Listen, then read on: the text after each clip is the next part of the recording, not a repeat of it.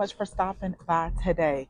So, I told y'all before that I can get things planted and going for the garden if I stop picking up plants.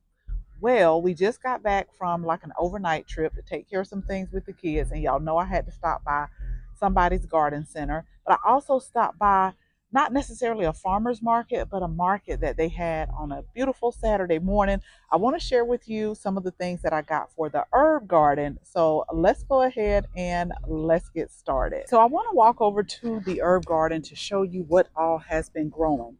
Now, this bed was started before the other one where I'm going to put the plants at, but it is really starting to take shape and come in really beautifully. So beautifully that I may have to kind of rearrange and move some plants because they're really starting to get big the warmer it gets.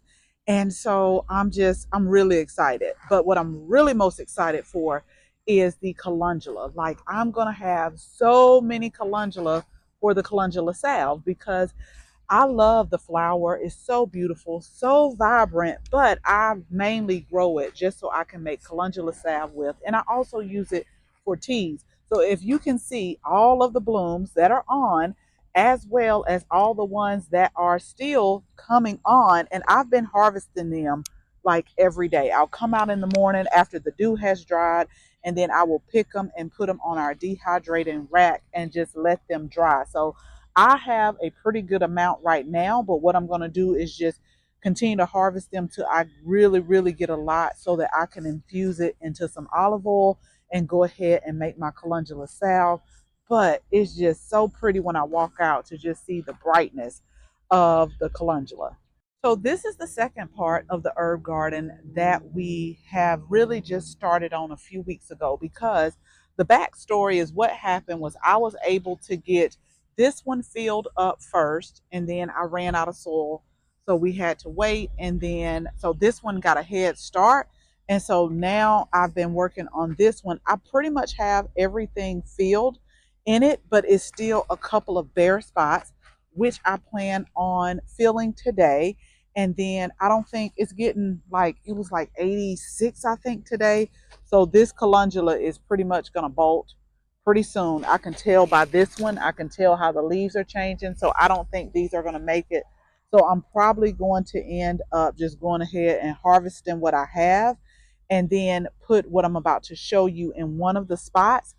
I have three really, but two of one that I want to show you. But I may put some somewhere else. But these look very spacious, but I promise you they're going to fill in. All of these are different type of holy basils, and we started these from seed, and so they're going to really fill in very beautifully. And I still have some more. One I'm actually going to pot up because it's more of a perennial holy basil, and it gets like big. So we'll put that in a pot or put that somewhere in the ground. But once I get everything where I feel like it's filled up, I'm going to go ahead, I'm going to put my straw mulch on there, and then we're going to let these grow and just harvest all type of herbs, not only for culinary purposes, but also for teas and tinctures. And I hope to be able to grow enough where I can be able to offer it to you all as well. So these two plants I got from the market. I think it was like a riverside market or something like that, and they were actually starts. And this is something I did not start this year. So when I saw them, I was like, this would be perfect. So the first one is anise hyssop. So we're going to put those in the herb garden as well. I'm actually going to go ahead and plant these because I really need to go ahead and water them. So we're going to plant the anise hyssop. But then she also had a true hyssop as well. So those are going to go in the herb garden. This one gets like purple spikes. And both of them have medicinal qualities, but I think, and both of them really get purple spikes, but they're a little bit different. Um, I think I'm going to put this one like in the corner.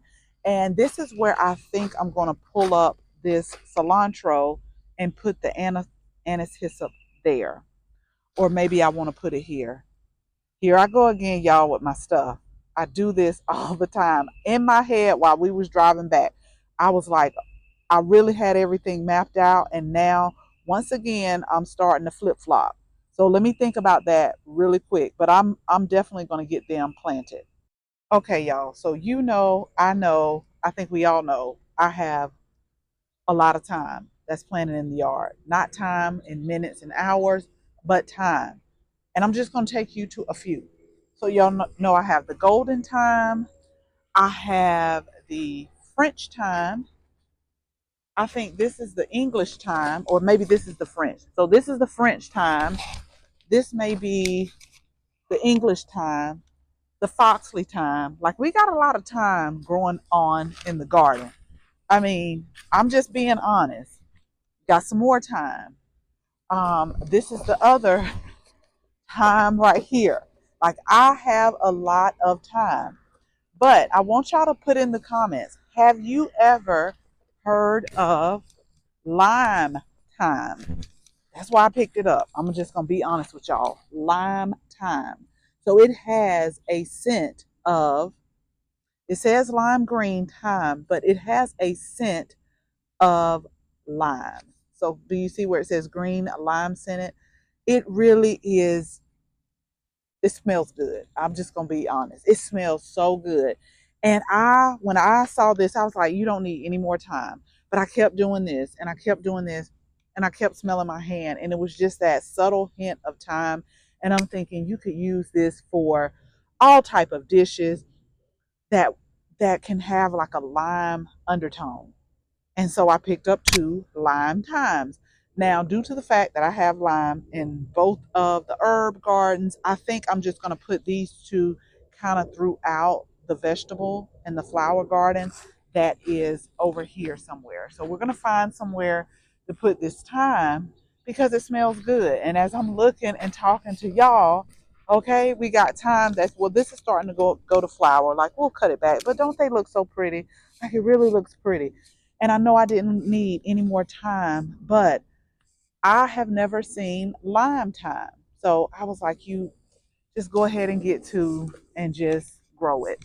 So that's what we're going to do, even if I put it in a container.